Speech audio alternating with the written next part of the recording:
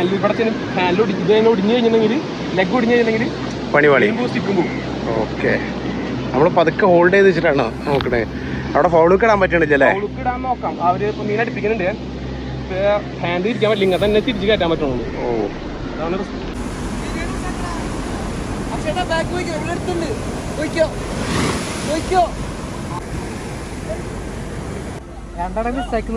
രണ്ടര മിസ്സാക്കി നിൽക്കല്ലേ? ഇതെന്തായാലും കയറും. പൊട്ടിച്ചു പോയി. ഇതെന്തായാലും അടിക്കും. ഫൗളിടാൻ നോക്കുന്നുണ്ടോ അവിടെ?